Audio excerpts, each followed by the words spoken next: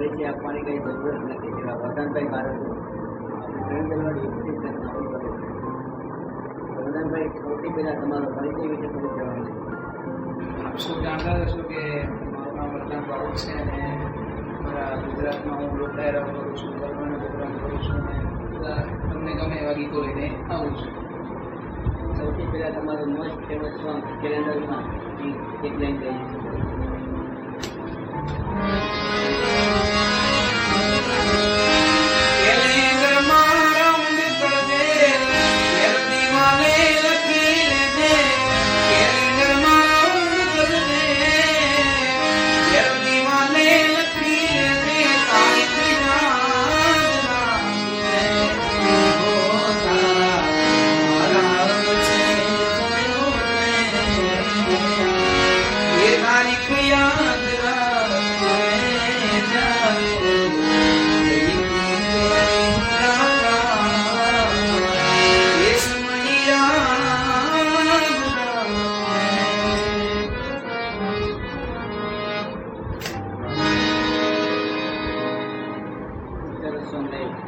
આ સોંગ માટે તમે કેટલી મુશ્કેલી તકલીફમાં પડી હતી?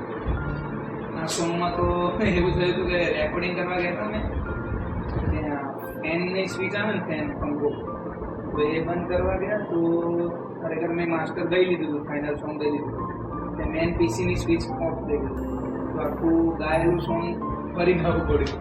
અને પછી મારી ફેમિલી જે મારા ચાહક મિત્રોનો હું ફેમિલી કહું છું, એ મારા પરિવાર સમાન છે, એટલે એ લોકોએ આ ગીતને ખૂબ ખૂબ પ્રેમ આપ્યો. દરેકને થેન્ક યુ.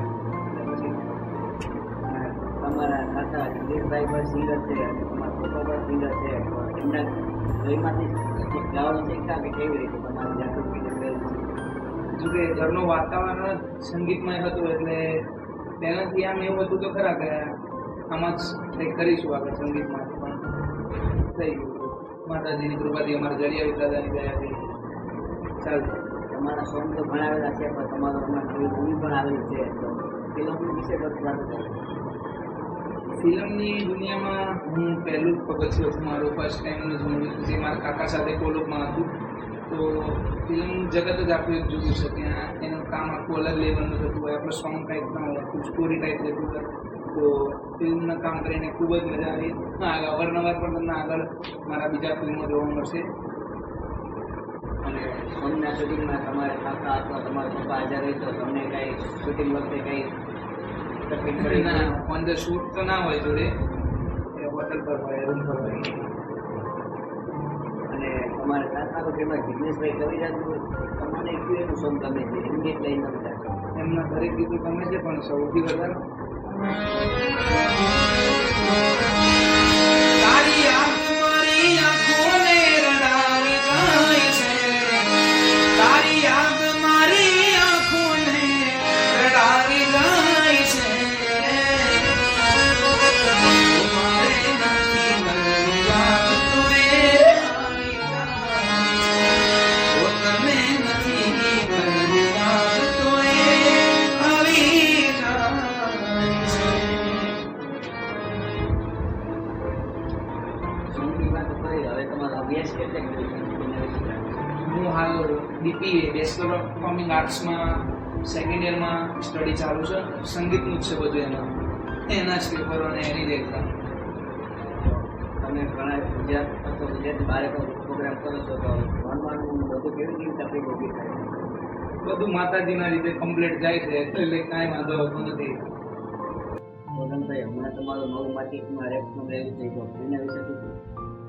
હિપહોપમાં તો ભાઈ આપણે શું કહેવાય, એમયુએ બંટાઈનું જોઈને આપણે પ્રોપર શીખ્યા છીએ. હિપહોપમાં આર્ટિસ્ટને આપણા જોઈને આપણે કોઈ ઇન્સ્પાયર થતા હોઈએ, તો હું એ રીતના કહું તો એમયુએ બંટાઈને જોઈને હું આ એક જીવનમાં સ્ટાર્ટ કર્યું. તો હિપહોપમાં પણ એક અલગ એક કલ્ચર છે હિપહોપ, જેમાં ગુજરાતી કલ્ચરમાં ગરબાને એમ હોય તો હિપહોપ પણ એક કલ્ચર છે.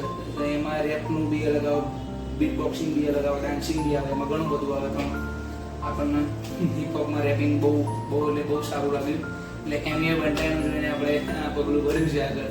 અને મારા પહેલા જ રેપ સોંગમાં મારી ફેમિલીએ ખૂબ પ્રેમ આપ્યો, તો અવારનવાર મારા હિપહોપમાં પણ જોરદાર કામ આવશે. વર્ધનભાઈ અત્યારે ગુજરાતના લગભગ ચાહકો જિગ્નેશભાઈના બેન છે, તો જિગ્નેશભાઈના ભત્રીજા વર્ધનભાઈ મારો કયા કલાકારના બેન છે? મારા ફેવરેટ કલાકારો તો મારા પપ્પા અને એમીવે બંટાઈ, બસ.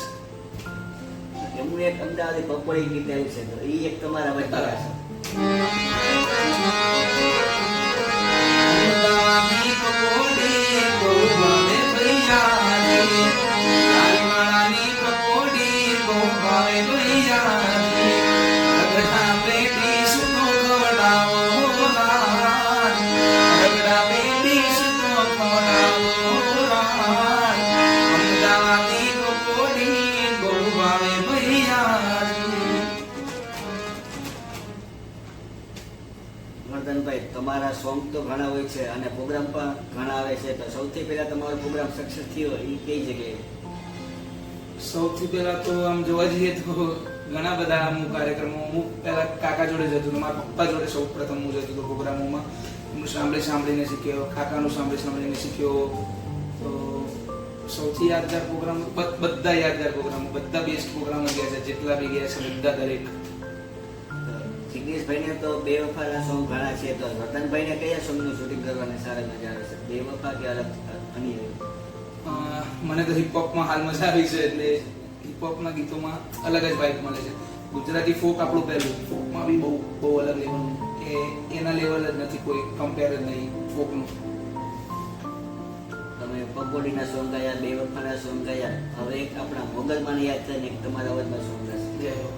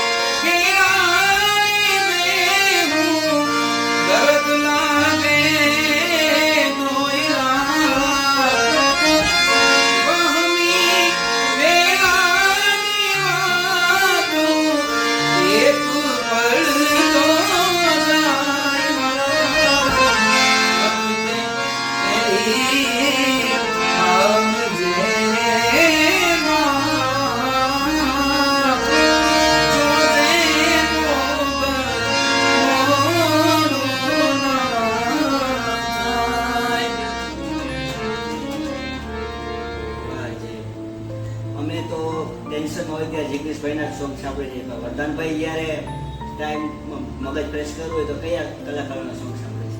એમીવે બંટાઈ, એના જેટલા લોફી ગીતો બધા આવેલા છે હિપહોપના, બસ જોરદાર મોટિવેશનલ બી ગીતો જોરદાર આવેલા છે ભાઈના.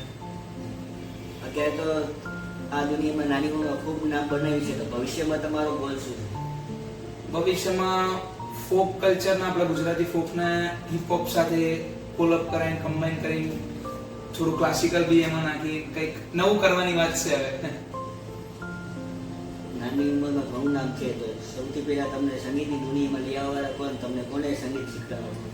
મારા પપ્પાએ મને હાર્મોનિયમ ને મારા કાકાએ, સૌપ્રથમ મારા પપ્પાએ મને હાર્મોનિયમ ને ગાતા બધું શીખવાડ્યું, દુઆ છંદ ને બધું, રમઝટ બધી. હમણાં ઇન્સ્ટામાં દુઆ છંદનો બહુ વિડીયો વાયરલ થઈ રહ્યા છે, તો એક એની લાઈન તો થઈ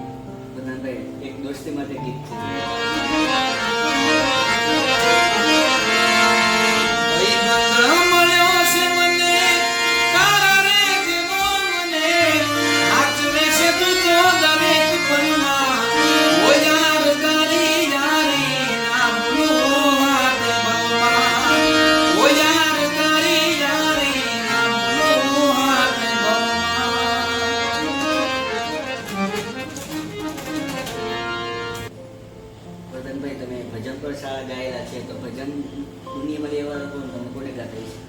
ભજન મને શીખવાડ્યા હોય તો મારા દાદાએ જોડે હાર્મોનિયમ વગાડતા શીખવાડે, પછી ભજન ગાતા શીખવાડે. તો મારા દાદાએ મને ભજન ગાતા શીખવાડેલા છે. એમનું તમારું મનપસંદ ભજન કયું છે એમને? ભજનો પણ દરેક મનપસંદ છે, પણ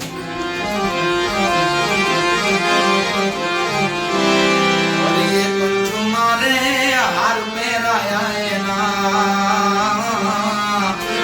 મોતી મોડા નાખ્યા, મોતી મોડા નાખ્યા. મોતીના કરણીને માળાયો ફેંકી, મોતીના કરણીને માળાયો ફેંકી, કાગડા તોડી નાખ્યા જગતમાં. એક જ જન્મ્યો રે જેને રામને ઋણી રાખ્યા, મારા રામને ઋણી રાખ્યા. વતનભાઈ, ઘણા લોકો એમ કહેતા છે કે જિગ્નેશભાઈના હિસાબે આગળ આવ્યા, વિશાલભાઈ કવિરાજના હિસાબે આગળ આવ્યા. તમારું મંતવ્ય શું કહેવા માંગે? તો ભાઈ એમાં એમ છે કે એ 100% વાત સાચી કે મારા કાકાનો સપોર્ટ આપણને પૂરેપૂરો, મારા પપ્પાનો સપોર્ટ પૂરેપૂરો, પણ એ લેવલનો પહોંચ્યા પછી આપણે પણ એઝ અ કલાકાર એ લેવલનું જ આપણે ગાવું પડે. આપણે કંઈ બેસુરા ગાઈએ તો ભાઈ ત્યાં હારા ના લાગે, બરોબર. અને બીજું તો પબ્લિકને દેખાય છે કે આપણે કે એમની મહેનત છે એમ બધું. બાકી સપોર્ટ દિલથી બધાનો. અને અત્યારે તો ગુજરાતમાં ઘણા બધા કલાકારો માર્કેટમાં છે, પણ નવા કલાકારો એમની મહેનત કરતા હશે. તમારે એનો સંદેશો શું કહેવા માંગે? દરેક નવા કલાકારોને, ગુજરાતના તમામ નવા કલાકારોને એક જ સંદેશ છે કે કોઈની સામે વધારે હાથ ના ફેલાવો, કોઈની સામે કોઈના આગળ હાથ ફેલાવવાની જરૂર નથી. સોશિયલ મીડિયા એક એવું પ્લેટફોર્મ છે કે જ્યાં તમે રાતોરાત તમારો મહેનત હશે, તમારી ગાયકી હશે તો વિડીયો મૂકો, ફેસબુકમાં મૂકો, ઇન્સ્ટાગ્રામમાં મૂકો, યુટ્યુબમાં મૂકો, ચાલશે. આજે નહીં કાલે ચાલશે. B positive. કિંમતી સમય આપીને અમારી સાથે વાતચીત કરવા બદલ તમારો દિલથી ખૂબ ખૂબ આભાર માનું છું. તો મિત્રો, તમે લોકો પ્રવીણ દરવાડી યુટ્યુબ ચેનલ ઓફિશિયલને સબસ્ક્રાઇબ કરો અને અમારા ઇન્ટરવ્યુના વિડીયોને લાઈક કરો, શેર કરો, ધબધબાટી બોલો.